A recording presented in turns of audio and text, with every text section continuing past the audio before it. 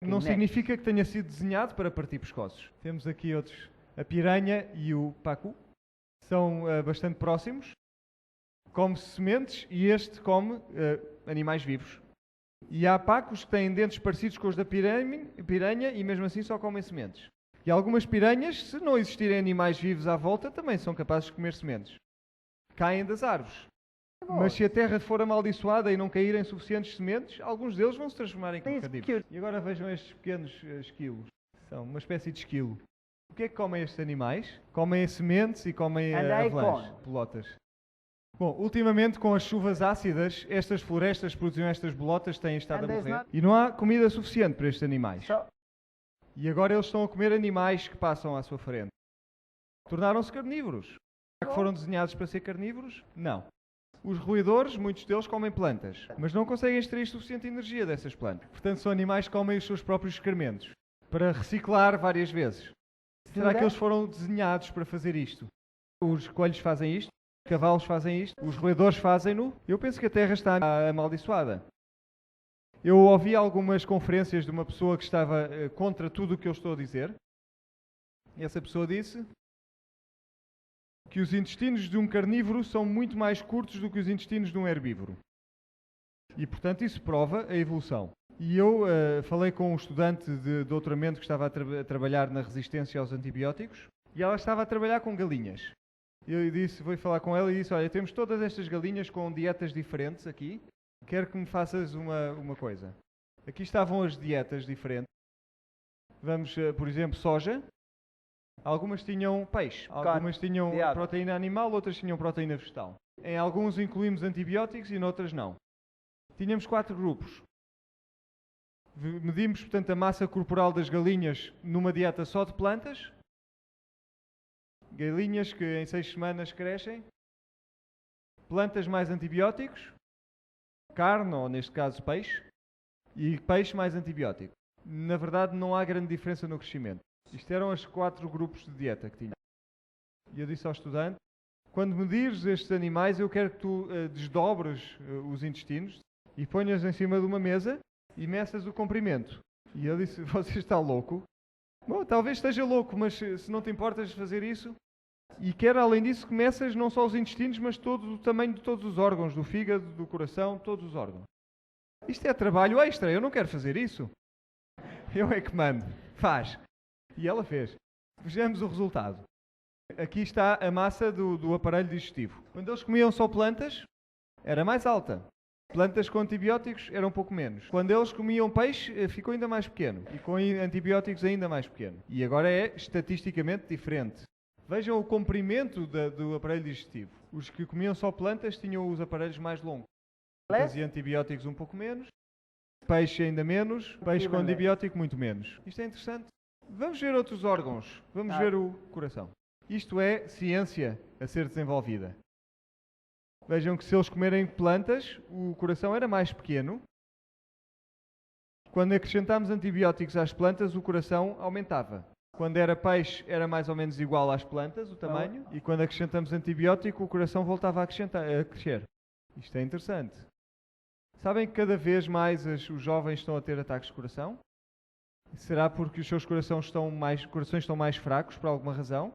Sabem que hoje não conseguimos encontrar galinhas no supermercado que não tenham antibióticos? E eu sugiro que nós não fomos desenhados para comer antibióticos. E, portanto, se comemos esta carne, estamos sempre a ingerir antibiótico e podemos acabar por ter um coração aumentado.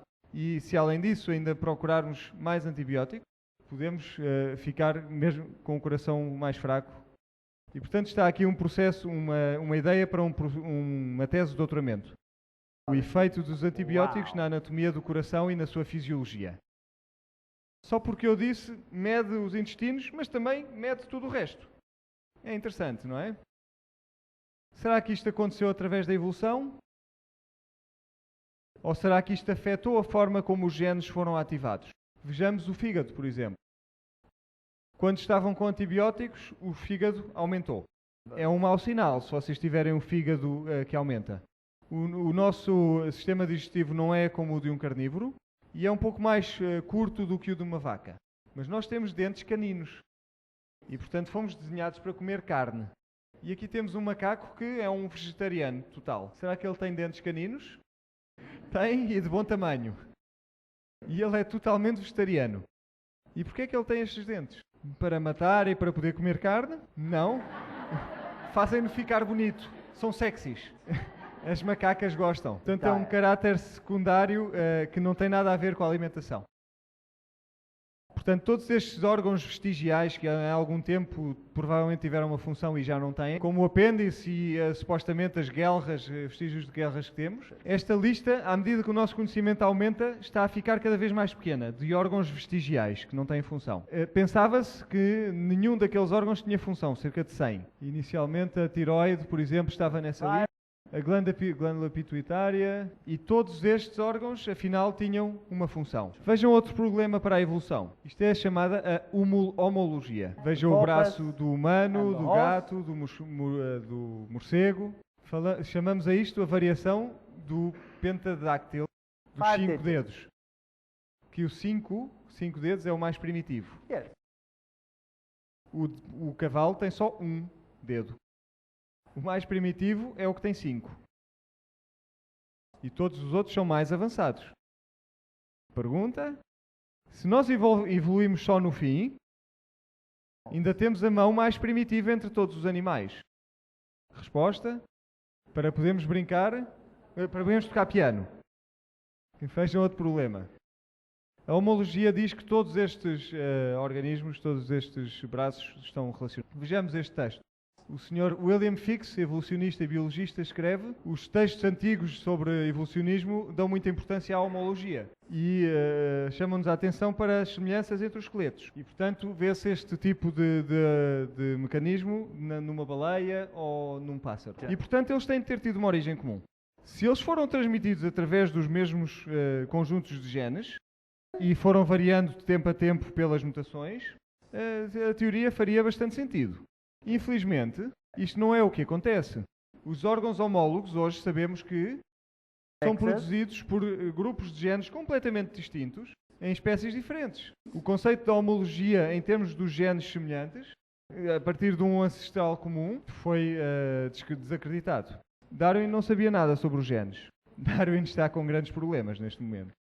Portanto, eu posso ser o Darwin e olho para tudo o que é de negativo na vida e concluir que não há Deus. Ou eu posso dizer a Terra em tempos foi perfeita, mas o pecado entrou neste mundo e agora é muito menos do que perfeita. Mas ele deixou evidências da sua criação original. Para eu olhar para os parasitas, por exemplo, ou olhar para as flores, a escolha é minha. Portanto, desígnio original, sim ou não? Reparem neste pássaro. É bonito, não é? Esta é a ibis sagrada. Algumas vezes viram uma ibis? Eu penso que isto não pode ter sido desenhado. É o pior despertador do mundo. Reparem no ibis. Isto é uma variedade de ibis. Reparem na sua cor. É muito bonita. Isto também é uma ibis. E aquela branca também é uma ibis. É muito feia. É um tipo de ibis muito feia. Qual é a diferença entre as duas? Uma pequena diferença na dieta e no habitat. Qual é que vos parece mais com o Éden? A primeira, não é verdade? Pergunta? Será que esta ibis horrível que aqui está, acasalar com a ibis bonita que nós vimos no início? Sim, ela pode acasalar com ela. E aqui está a sua descendência. Ali está a mamã. O pai era realmente tão feio como o pecado. E a descendência é algo que está no meio.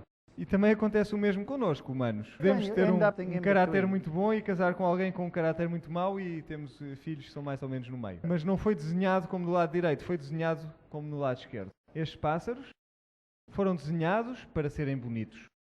São lembranças do Éden. Podemos ver a criação no pôr do sol. Deus diz: eu criarei uma nova terra e um novo céus e não haverá memória da terra e dos céus anteriores. O Novo Testamento diz que estamos à espera de uma nova terra e um novo céu onde viverá a justiça. Romanos diz que toda a criação está à espera que esta corrupção desapareça. Porque tudo está a ranger, tudo está a sofrer. Isaías diz que o lobo viverá com o cordeiro, a vaca e o leão estarão juntos, uma criança poderá conduzir estes animais, uma vaca e um urso poderão comer ao pé um do outro, uma criança porá a mão no covil da cobra e não acontece nada. não haverá mais dor. Será algo deste género, ou se calhar a serpente vai ter as suas pernas de volta. Depende como olhamos para isto. Depende como olhamos para as coisas. E hoje podemos ser todos Darwins, acreditando nas bombas e nas casas, olhar em tudo o que é negativo no mundo e dizer não existe Deus. Ou podemos olhar para o que é belo à nossa volta e olhar para a complexidade maravilhosa das coisas dos seres viventes. Podemos espantar-nos com esta variedade e podemos esperar por um mundo melhor. Esta é a nossa escolha. Eu espero que façam a escolha certa.